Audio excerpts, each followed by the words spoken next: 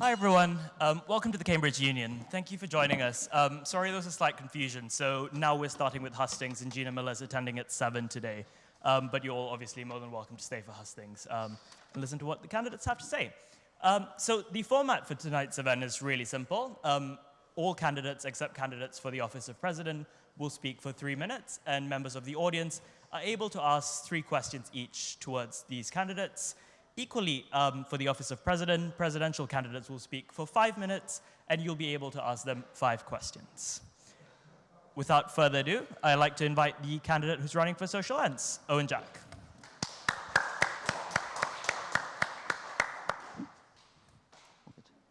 Hi everyone, thanks so much for coming this afternoon. My name is Owen Jack. I'm a first-year historian at Pembroke, and I've been involved with the union since Lent term this year, and now I'm running for social ends. And the reason I'm running is because many of my best memories at Cambridge so far have been in this very building, the union, and that also involves many of the social events that have been held here. But we can't avoid the fact that the union is flawed, and many still see it as stuffy and elitist, and I think that the role of social ends plays a massive part in changing that perception.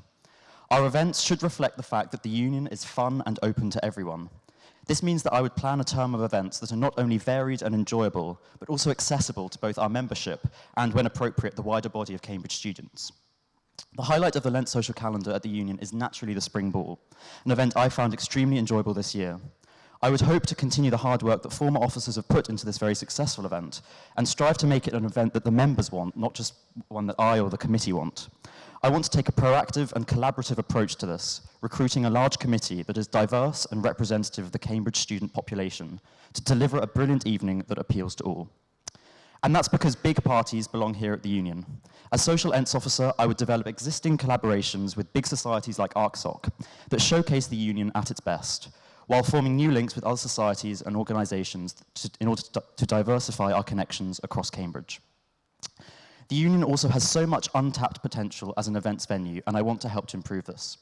I would develop ongoing discussions with union staff to convert the massive maze of underused basement rooms into an exciting new Cambridge venue that would be open to all and confirm the union as the party location of Cambridge. In this sense, I think the union is at a real turning point in its history, and I would work to make that a success. But why me? I think that the experience I have gained over my time at the union, particularly as chair of the General Election Committee this term, has given me a solid understanding of how events at the union work. I'm very approachable, and although I take the work I do very seriously, I never take myself too seriously. So I hope that you'll consider voting for me to deliver a programme of excellent events in Lent term 2018. Thanks for listening. Thank you. And do we have any questions from the floor? Anyone? Absolutely anything. They can elaborate on something that they put in the speech. Everyone thinks that was crystal clear. Right, thank you, Owen.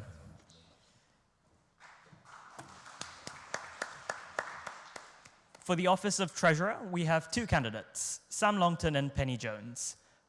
Speaking first, I'd like to invite Sam Longton.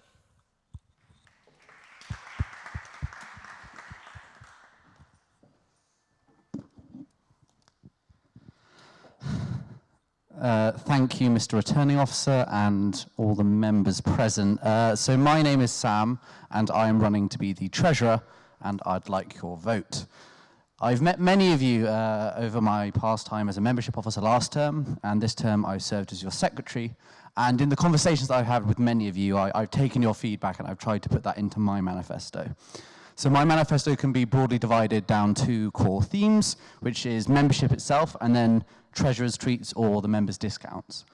So on membership itself, one of my biggest pet peeves in the union is our access scheme. £110, frankly, is pathetic to say that that's an accessible amount. We also then put in some hidden charge for your card. Yeah, I hate it, and I do want to reform it.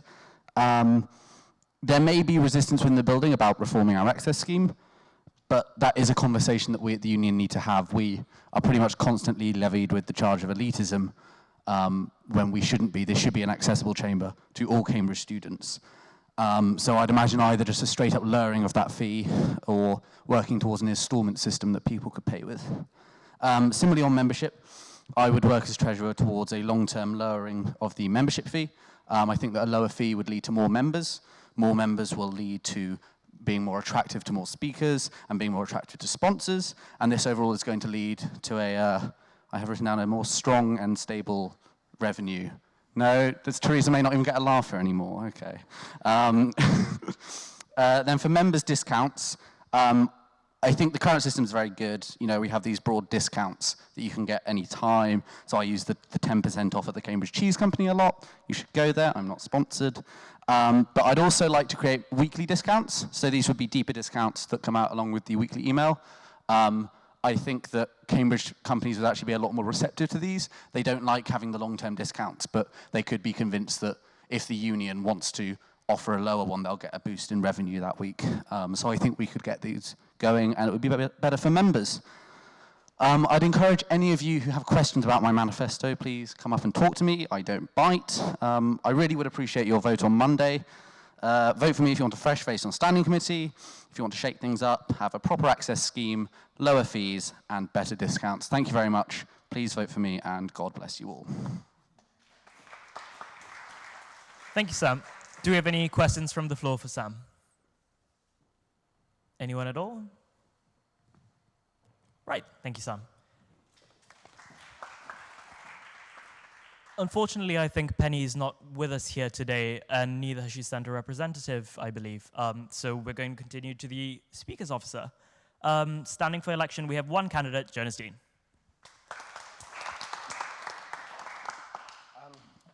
Thank you, everybody, for coming here today to help pack out this chamber on what is a beautiful day outside.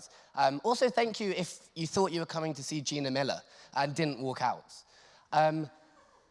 My name is Jonas. I'm a first-year HSPS student at Robinson, and I'm standing for the position of Speaker's Officer. Since coming to Cambridge, I've spent all my terms serving various roles on committees, spending my weekends writing debate invites to bring you the strongest possible Thursday lineup, in liaison positions where I've been here from 5 p.m. to 1 a.m. in the morning, really hoping speakers just go home so I can carry on with my exam term prep. And my 3 terms here has put me, I believe, in a strong and worthy position for your votes, to present an incredibly strong vision for what will be an incredible Lent 2018. And there are 3 kind of main proposals I want to bring to the floor. 3 new proposals, including working on the benefits of the last few committees' hard works. My first proposal is a constitutional change that will provide an appointed Speaker's deputy.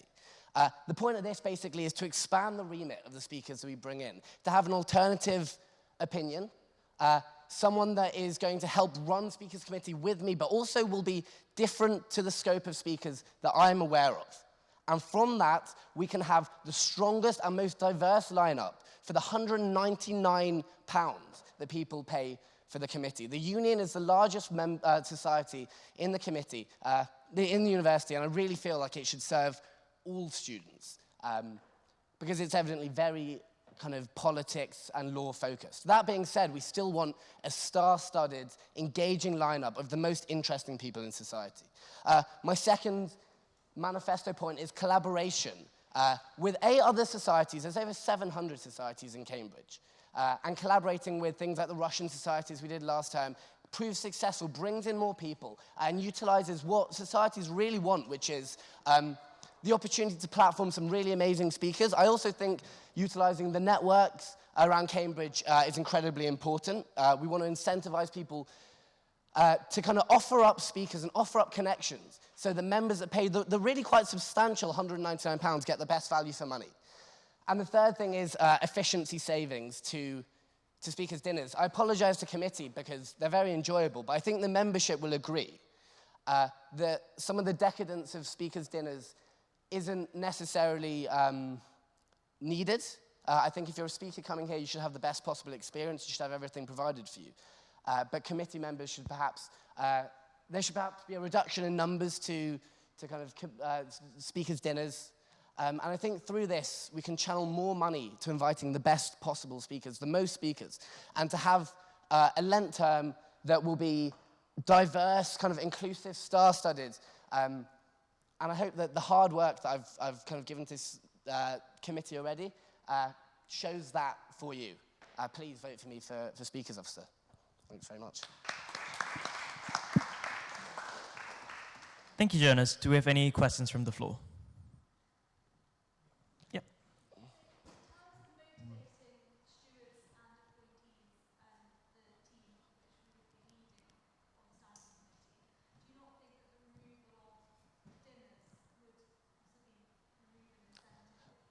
No, I hear your point. I'm not proposing to remove dinners at all. I'm proposing to tone down when we go to kind of the John Steakhouse and have, as committee members, 3-course wine meals.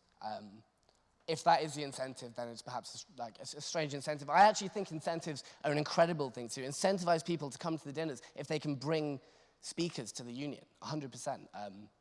But if that is going to be to the detriment of funds of actually bringing and facilitating speakers themselves, it seems to be unnecessary and fuels the idea of the union as being kind of a little bit indulgent and extreme. Elitist, not extremist. Elitist. There's no extremists here.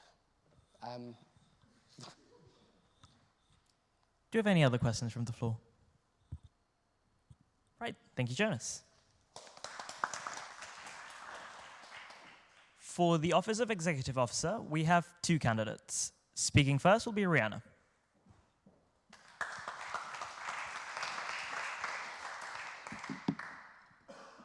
Hi everyone, I'm Rihanna. I'm a first-year classicist at Trinity, and as Imran said, I'm running for Executive Officer.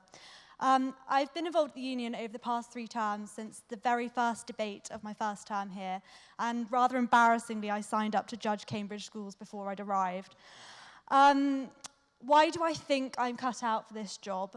I have held over the past 2 terms positions which I believe have responsibilities most closely aligned with the role of Executive Officer, those being Head of Events Management, where I have coordinated the events of Lent and Easter term.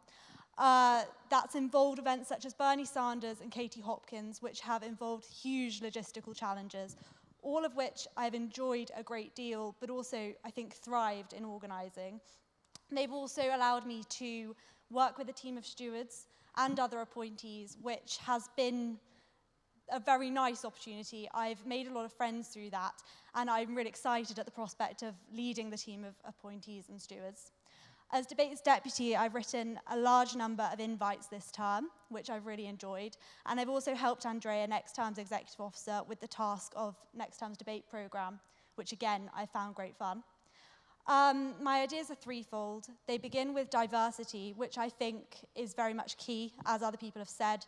We need to change our image, and I think that one of the best ways to do that is to have a consistent and not tokenistic policy towards diversity. People come from many and varied backgrounds, and all of them have something to add to this union. And I would like to see a greater consistency in our diversity policy. I wouldn't be having women-only debates or events which were held just for the point of being diverse. I want it to be consistent. I also have been working in Treasurer's Committee this time to ensure incentives, which leads me on to my second point. I want better debates, and I want to involve members more, so I would allow people to be able to speak. I would want one Cambridge debater in each debate so that they can be involved and they'd be invited to the dinner. I also would award good floor speeches, good points of information, things like that, and more effective invites, learning from fantastic work that especially Jonah has done this term. I would like to introduce these more effective invites, more widespread, to be personalising, to be handwriting, which I'm very happy to do, and I've been doing this term. So yeah, that basically sums it up. My ideas are threefold, but also I am very excited at the prospect of working with all of you as members, talking to non-members, debaters, everybody who's involved in or isn't involved in the union but would like to be. I want this to be welcoming, I want it to be diverse, and I want it to be somewhere that everyone feels engaged and represented. So yeah, please vote for me, and please remember to cast your votes, whoever they're for. I think, yeah, that's in the spirit of the chamber. Thank you, Rihanna. Do we have any questions from the floor? Right, moving on to the second candidate for Executive Officer, Hattie.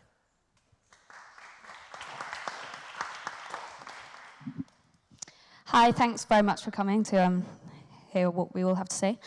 So for those who don't know me, I'm Hattie. I'm a second year Pembroke HSPS student.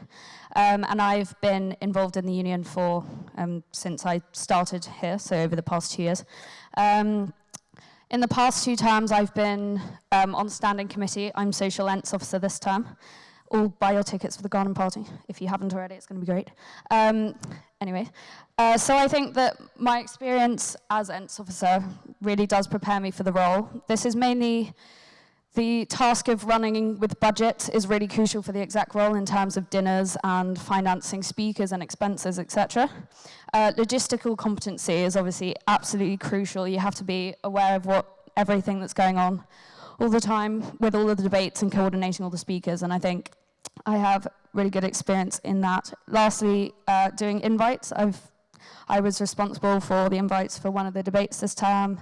As Rihanna said, I think it's really important that we start doing more and more personalised and handwritten invites, which obviously I've done before and would continue to do. So in terms of what I propose, I think, firstly, just maintaining the excellent programme of debates that we have here, covering a wide variety of issues and engaging with not just political topics, but carrying on the tradition of engaging with more academic topics, such as the space debate, that type of thing. I think, given the institution that we are, I think it's really important that we start engaging more with these issues as well. And also trying to get more input from the members, not just committee, in terms of what they'd want to be debated. It is, after all, the debates, we put them on for them, we don't put them on just for committee to come to. Secondly, diversity, again, as Rihanna said, I think is really crucial. Incorporating the women's and diversity officers' roles more extensively into the invite process is something I definitely look into doing in order to make further progress in that regard. Also, in terms of the invite process, I would try to attract the speakers in a similar way to how Jonah's gone about getting the speakers lineup, which was obviously amazing this term, in that you don't just send out piles of stock emails to everyone. You need to make phone calls, you need to engage, you need to form relationships and use all the links you have. And also look into creating the debate around the high-profile speakers that we're able to attract.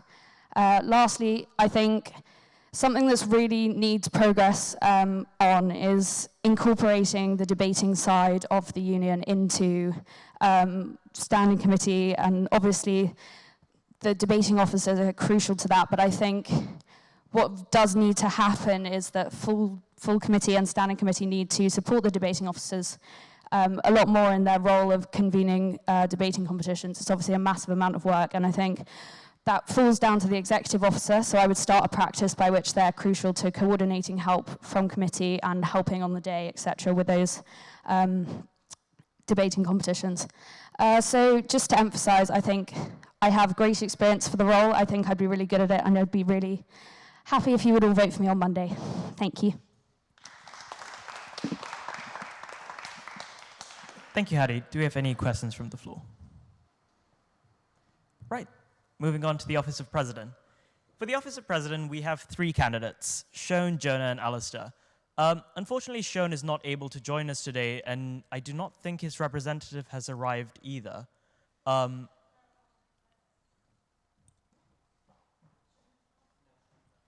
I'd like to invite Jonah to begin then.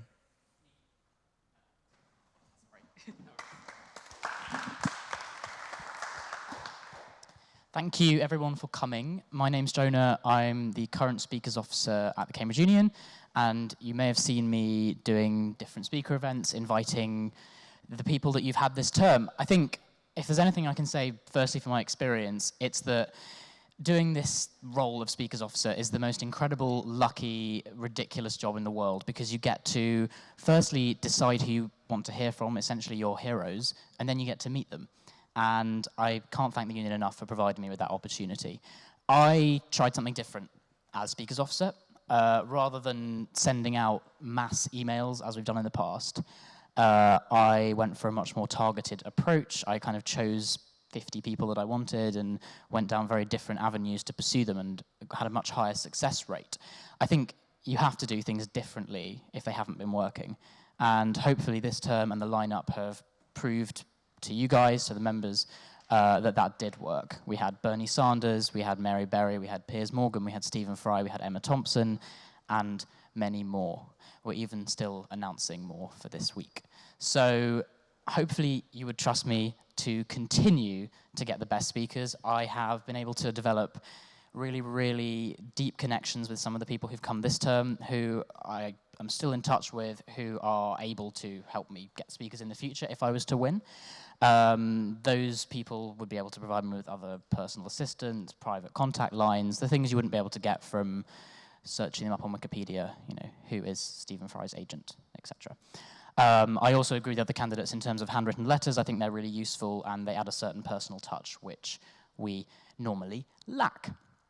However, it's not all about speakers, as much as I do think they're important, because the union is much more than that. Not all of our members come to watch speaker events. Some speaker events, people might argue, are even a little bit boring. Actually, our debates programs, our social ents, our balls, our debating, our schools competitions, our charitable status, and our building as a whole as a space for people to hang out is probably the most important thing. And I want to make the focus of my term, if I were to win, making the most of your membership. You do pay an enormous amount of money to be here, and I think everyone knows that. And there are 4 key ways I can think of just now to try and help with that process. Firstly, I want to make the library a better workspace. It used to be a better workspace. We used to have a librarian. The books were in order, and people would come in there and work during the day. It was a nice place to be. You'd go down for a break into the bar, have a drink, non-alcoholic if you're working hard, and then go back up and carry on. We should be able to do that again. It would cost no more than £1,000 to refit it with tables, chairs, lighting, and to reorder the books. My second proposal for getting the most out of your membership is something that Owen actually touched on, which is using the vast downstairs space underground, which we have an enormous space, and looking to turning it into a new nightclub. Now, this is quite weird and radical, but basically I've been talking briefly with some of the staff who work here, and it is very possible. It would have a capacity of 200 people, and it would be a space for student societies, students on, I suppose, a Saturday night out who fancy somewhere to go. It would be a Saturday night weekly thing with different themes. One week you'd have funk, one week you'd have disco. It's all about making the union the center of student life, which I would argue it used to be. I'm not saying make the union great again, but I think it can be. The third way I want you to, I'd love to make the most of your membership, is by restructuring the way we do our Thursday night debates. At the moment, you may have noticed we have our debates with 6 speakers, sometimes 8, often 6 or 8 average speakers. I would reconstruct it so that instead you would target 2 headline speakers. Think back to a few years ago when there was the relationship on God between Richard Dawkins and Rowan Williams, Archbishop of Canterbury, against one of the most prolific atheists in the country. That can't happen anymore because we focus instead on getting lots of speakers from fields rather than the best speakers from fields for debates. And I would love to continue to use my speaker knowledge to help that happen. The remaining 4 slots, I think, should be taken up by competitive debaters. Student debaters who have shown themselves, whether through debating workshops or competitions, to be incredibly valued members of the debating community and who should be rewarded with that by being able to speak in debates with prolific, high-profile field leaders. I also would like to briefly touch on another aspect which I care a lot about, which is I want to be the person who starts the change. I don't want to be the change, I want to start the change. The union needs to start embedding long-term thinking. There's too much of an emphasis placed on committees wanting the best for their term, but then sort of leaving it and not really caring about terms in the future. I've already booked 3 speakers for next term, 2 for the term after, and even 1 for the term after that, because it's the union, and you should be looking forward to get the best speakers, because some of them you can't invite only 1 or 2 terms in advance. So ending close-mindedness between committees, improving coordination and communication. And obviously you can't always do that because you don't know who the committee is going to be 2 terms ahead, but being able to entrench the values and speakers and other things that you hope to get in the future, I think every committee should be looking to do that. Secondly, I would like to greatly empower the Women's Diversity and Access Officers. I want every student member to feel equally represented. There's no reason why anybody shouldn't. One way of doing that is by providing a standing committee position, one position as a sort of minorities officer who would represent the issues of women's diversity and access officers on standing committee, but would not be, would remain involved, but there would also be a women's access and diversity officer who would be separate, who would be able to act independently of standing committee if they disagree with the decision that standing committee made, which is also very important because they need to be able to hold us to account. Thirdly, in terms of access, I'd like to create a union financing committee which would look into bringing in and making it work payment by instalments. £199 is a lot of money to part with in one go. So I mean, you've all done it. It's probably not very nice. You have to live on no food for a week. It's not great. I want to try and bring in, and it's been attempted in the past and hasn't worked for a number of reasons, paying by installments. You would pay one slightly larger sum at the beginning, and then over the period of a few terms, you would, after about a year and a half, you'd have repaid your entire membership in installments. If you cancel at any time, your membership would be revoked. But I hope that the first fee, which would be costed in order to cover your cost of the Freshers' Ball if you were to go, and also for the cost of a member for one term, hopefully you've already paid enough by then to not want to stop paying. And if the speakers are good enough, then you won't want to leave, is the hope. In fact, I did a bit of research into this, and over the last 5 years, not including this year, between the period of April and June, that's 2 months, we typically get an average of 40 new members. And if you count that out, you can do the maths as to how much money that is to go towards reinvestment into the society. This term, the term when I was Speaker's Officer and produced the lineup that we just had, we got 184 new members, which is, I'm not great at maths, but it's just under 5 times as many as usual. And I think that goes to show that the better speakers we have, the more people are interested in coming, obviously, and the more money we have to be able to reinvest back into the society. I'd also like to say, to wish the best of luck to the other candidates. Alistair and Shoan, who's not here, both are fantastically devoted to the union, just as I am.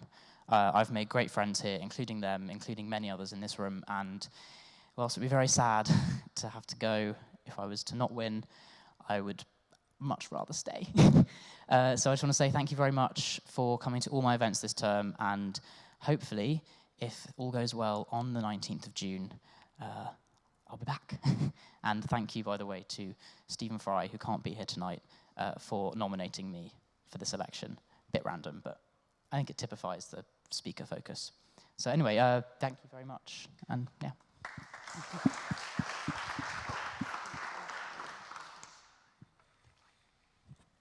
Thank you, Jonah. Do we have any questions from the floor? Right, moving on to Alistair. No, there's one. Oh, sorry, my apologies. Yep.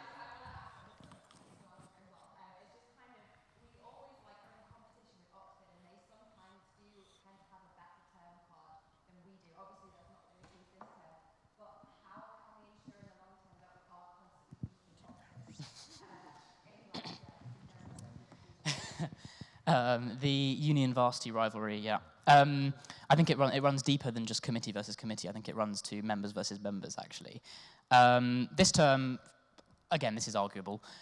This is the first term I can remember where the speakers at the Cambridge Union are better than the speakers at the Oxford Union.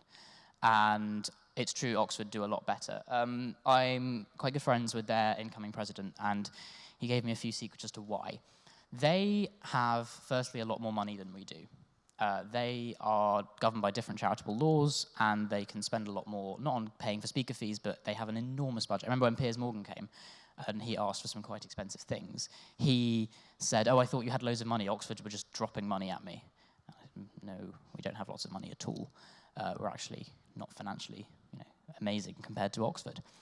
So they have more money, so they can invest it in far greater resources in terms of very snazzy-looking publications. Secondly, they get their committee to handwrite something like 100 invitations before they can even be considered to run for election, which means all of us, Jonas, Owen, Rihanna, Alistair, we would all have had to have written 100 handwritten invitations. I might have done, but I don't think anyone's written 100. have to do that. A lot more disciplined. I don't think that's a good thing. It actually engenders quite a negative perception of the union over there as a sort of slave house until you get to this elitist level where you can become a standing committee member. The third thing they do, which is better, is they target. They've got a better contact list. I remember when I was sitting with the president, and he said, oh yeah, I was saying something about Benedict Cumberbatch, about how we really wanted to get him to the union. He was like, oh yeah, we've got his private email. We'll just email him when he wants to come. Oh, well, we don't have that. I wish we could. These sort of things are what you've got to develop. And the only way I get these emails and things like that is by using my weird and wonderful, strange methods of contacting speakers. Things like, I mean, just to share with you, for Bernie Sanders, the reason he came was because I managed to get in touch with his wife and persuade her that it was a fun idea to come to Cambridge and see the city she'd never seen before. And then she persuaded Bernie to agree to that. I think that's not been done before, things like that. I think Oxford do that, and it works for them. Why can't it work for us? Thank you, Jenna. Do we have any other questions? Yep. I don't know if this is even working. I was wondering what your stance is on the matter of the expansion of the building and what kind of went on last term with that. Are you in favour of expansion? If so, why? If not, why not? Good question. So I wasn't really deeply involved with the expansion and the development process when it was happening. I can't really say too much about it in how it is going to change, or if it's going to change, but I was for it. I believe that the building needs changing. I mean, if any of you afterwards want to step out there and look at the falling down corridor, then be my guest, and then think about the people who have to walk through that, and then the fact it could fall on them any day. There is some urgent work that needs to be done, and that definitely needs to be done. In terms of expansion, I think some of it was expensive. I mean, if anyone who read the Tab article will see that it was expensive, but it definitely was important. Members deserve the best building, and if we could have brought it to them, I do not see any reason why not. And hopefully there will be things done. I would look to, in my terms, certainly fixing up the ugly bit on Round Church Street, because that's really, really gross and quite off-putting, actually. That's definitely one thing. But it's kind of above my pay grade, unfortunately. Thank you, though. Right, I think we had another question at the back. No? Anyone else? Angus?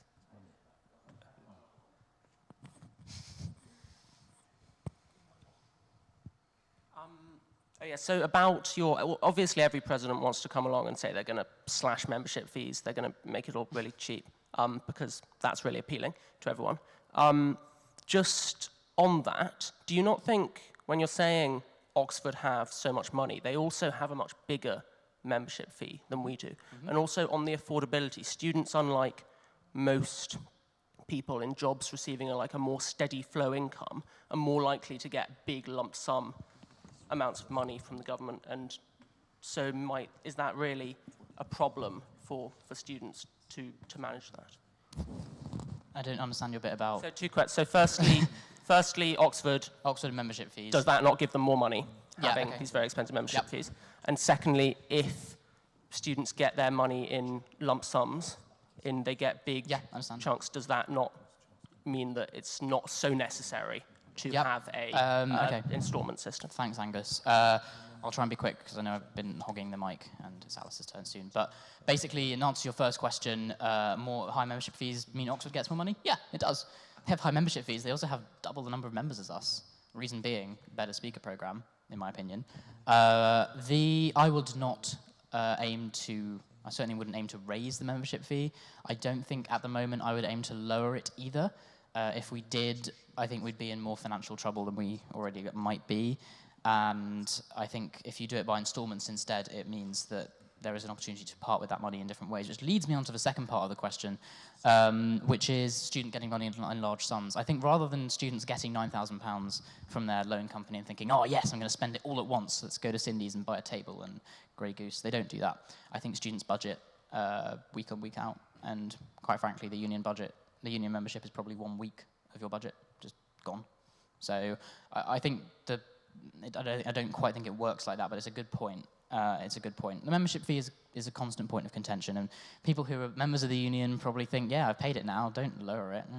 But people who aren't members of the union might wish that it was lower, and I certainly wish it was lower. It's a lot of money, but unfortunately, it has to be that way for the way the building runs. And I would, I would hope that the speakers and the debates and the Ents are all good enough that it makes it worth it. Yeah, thank you. Do we have any other questions? Nope. All right. Thank you, Jonah. Thank you very much. I'd now like to invite Alistair.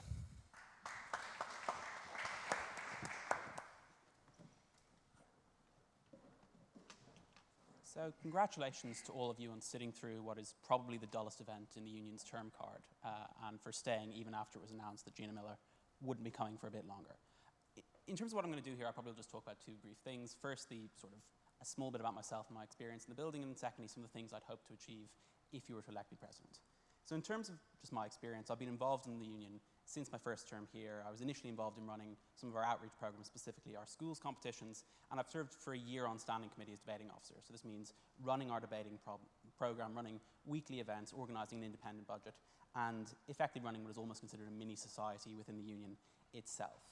So sort of over the course of the past 6 terms I've been involved, I sort of had to work with a lot of external organisations, particularly around the debating aspect. I've worked with a lot of school kids that we try to get involved, and I've also run our university competition here. So we've had to get 600 students in the building. We've had to work with all the staff here to ensure that an event could be run and have socials for them afterwards. So in terms of my experience, it has pretty much been with all aspects of the union, both organisational and in terms of just running events here. As well as this, I've been responsible for most of the access workshops we've run. So most of the external charitable stuff we do has been stuff I've been involved in. That's things that I'm going to be wanting to push if you give me the opportunity to do so. And then also, I'm a competitive debater. I've represented the union at the World Championship. I'm going to represent the union at the European Championship coming up over the summer.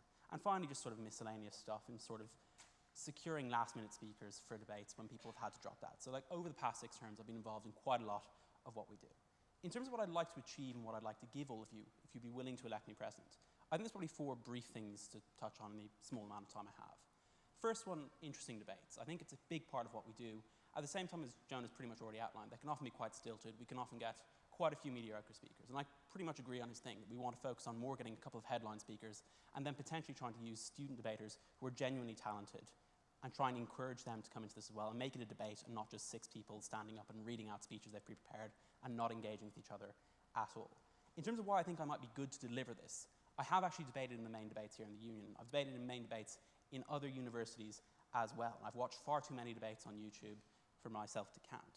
I know what makes them interesting, and I think I'm aware of how they become awful and how they become genuinely impossible to watch. And I think I know how to construct lineups to prevent the worst things from happening and to ensure that in general they're somewhat interesting and they can deliver something that you would actually enjoy. Secondly, great events.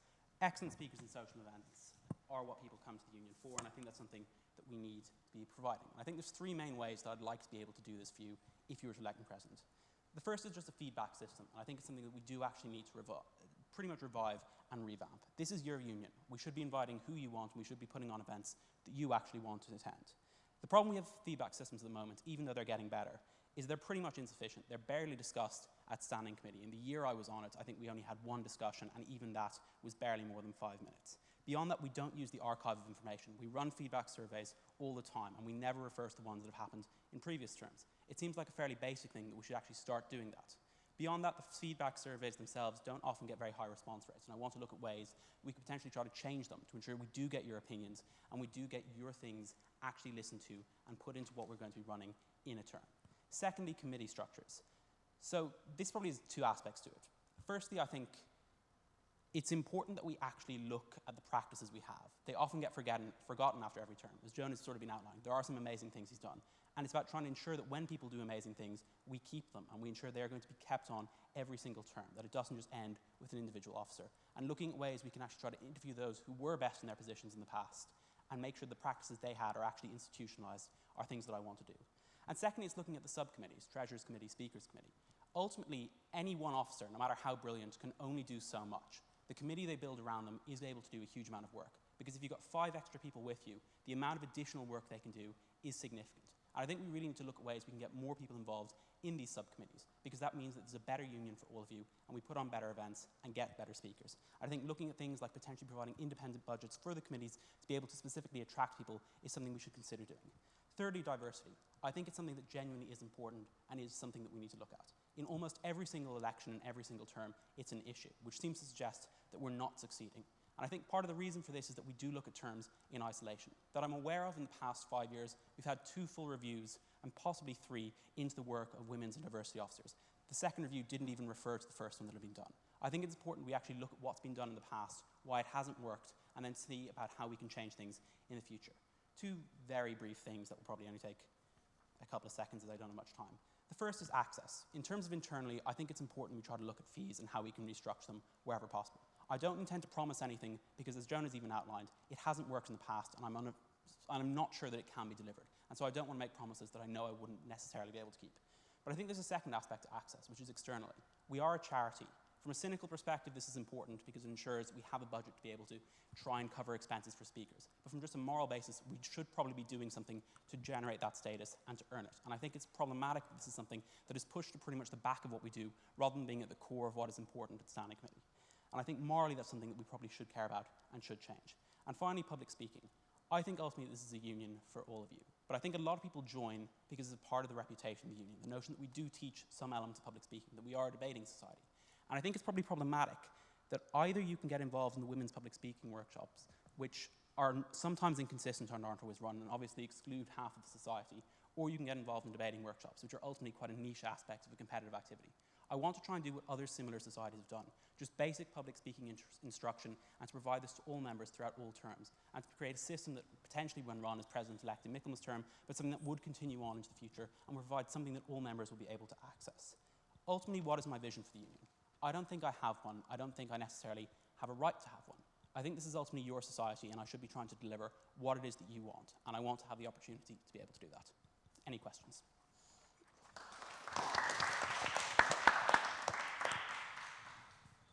Yep. Sure. I want to ask the same kind of boring question about the expansion, if you have a view on it. Yeah, of course. So expansion of the union, probably just good to give context. The expansion of the union has been on the cards for pretty much the past 3 years as far as I'm aware of. Problems that were ultimately had.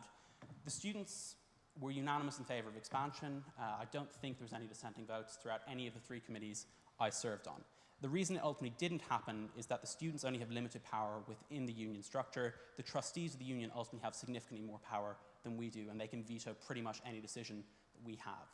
They decided that they didn't want to go ahead with the full expansion, and so it wasn't something that we were able to do. In terms of what I understand is going ahead, and admittedly I haven't been on standing committee this term, so I'm not entirely up to date on what exactly has happened, but to the best of my knowledge, there is a limited amount of money that is still being released. We are doing the most important work to ensure the building doesn't fall down, because like at the moment it quite literally is. This chamber has parts of the building leaning on it. I mean, eventually it's going to collapse, and it is also slightly sinking. And there's also asbestos in parts of it, from what I understand. So that stuff is being changed. In terms of trying to improve the building within that budget, there's already been a huge amount of consultation with architects. I think it would probably be foolish to try and raise a huge amount of furor about changing what the architects have already done. We've already had, to the best of my knowledge, over 15 consultations on what we want to go forward with it.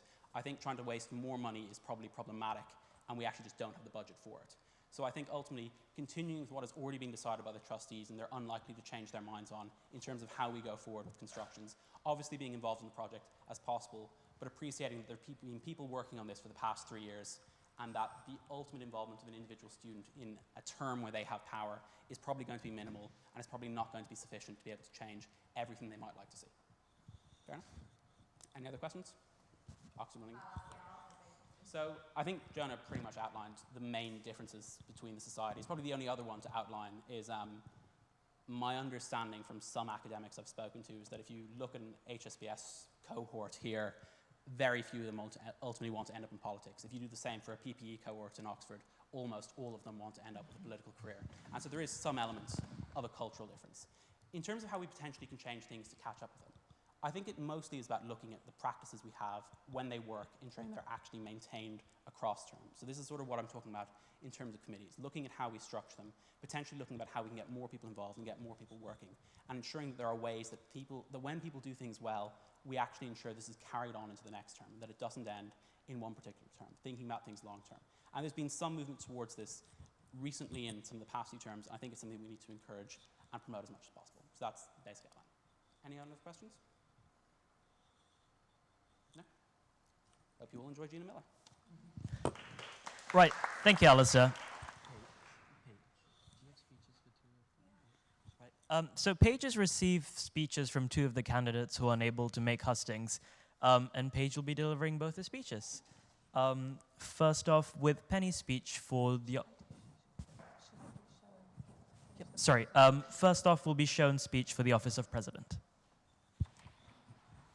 Okay, so I'm Paige. I am president-elect, so I'm president for Michaelmas. I'm not just trying to run again for 2 more positions. I will try and keep this brief, but both for everyone here, and thank you, and also for everyone that watches this online so they know how to vote. I'm just going to run this through really quickly.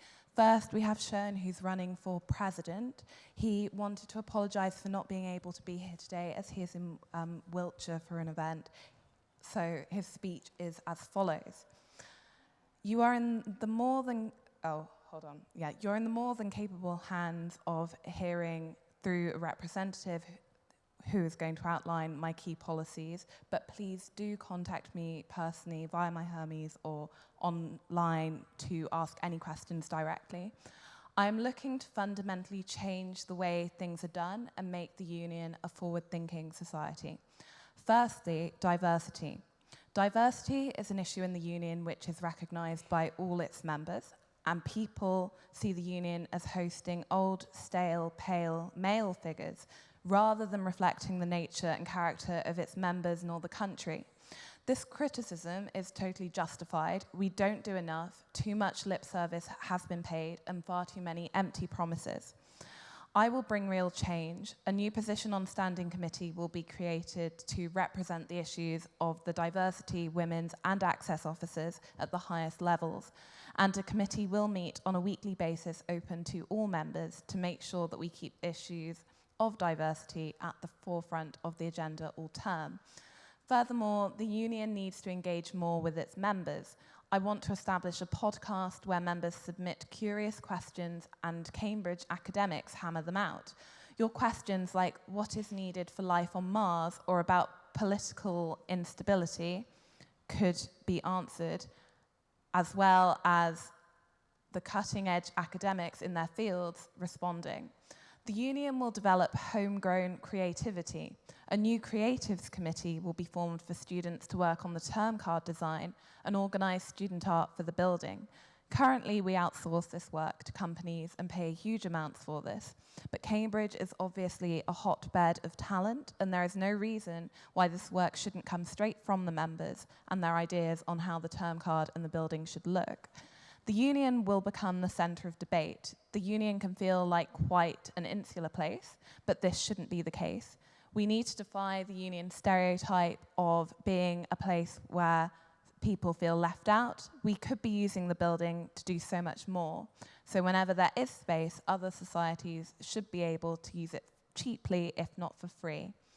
Just to recap, a vote for Schoen is a vote to stop paying lip service to diversity and inclusivity and engage members through a new podcast and creative committee. Thank you for your time. And obviously, any questions, please contact him directly for those. You don't have to clap.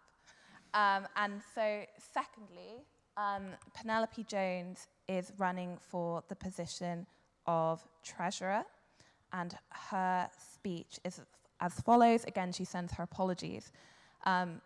Hi, I'm Penny, and I'm a second year at Pembroke studying natural sciences.